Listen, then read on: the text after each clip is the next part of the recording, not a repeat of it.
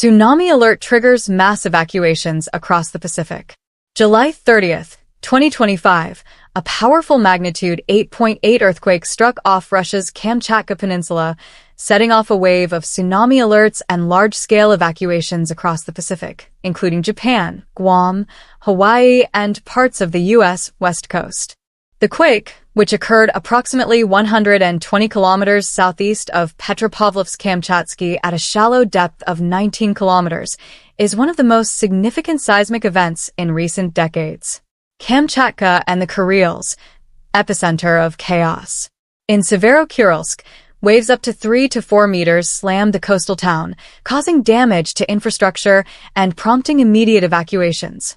Several people were injured due to falling debris and panic during the evacuation, including incidents at a kindergarten and airport terminal. Experts warned of significant aftershocks in the coming weeks, possibly reaching magnitude 7.5. Japan, 900,000 plus ordered to evacuate. Japan responded swiftly, issuing tsunami warnings along its eastern coast from Hokkaido down to Wakayama Prefecture. Over 900,000 residents across 133 municipalities were urged to evacuate to higher ground. While the initial waves recorded were relatively modest, ranging from 20 to 60 centimeters, authorities cautioned that waves as high as 3 meters could arrive later. The Fukushima nuclear plant evacuated staff as a precaution, although no abnormal activity was reported. Evacuees gathered in shelters and elevated zones, including temples and designated safety areas, preparing for a possible prolonged emergency. Guam and Northern Mariana Islands, moving inland. In Guam, tsunami warnings were issued midday and residents were instructed to move inland or to elevated areas like Agana Heights. Emergency agencies reminded the public to avoid coastal areas and to stay at least 30 meters above sea level and 100 feet away from the shore. In Saipan and other islands of the Northern Marianas, government offices closed, residents evacuated, and long lines formed at gas stations as people prepared for worst-case scenarios. Hawaii, sirens and coastal evacuations. In Hawaii, tsunami sirens blared across the islands. Coastal areas, including parts of Honolulu, were evacuated amid heavy traffic and heightened anxiety. Emergency centers were activated, with authorities urging residents to avoid beaches and to remain in designated safe zones. Some areas, like Waianae, implemented mountain pass evacuation routes in case of rising water levels. U.S. West Coast and Canada, under watch.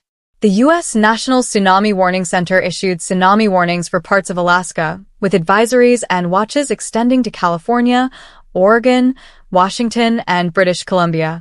Although widespread flooding was not expected, officials warned of dangerous currents and hazardous wave activity, urging people to stay away from the shorelines. Warnings across the Pacific. Countries across the Pacific Rim also issued alerts. Among them, the Philippines, Taiwan, and Mexico warned of waves potentially reaching 1 meter. New Zealand, Peru, and Ecuador advised citizens to stay alert and avoid coastal zones, although immediate evacuations were not mandated in all cases.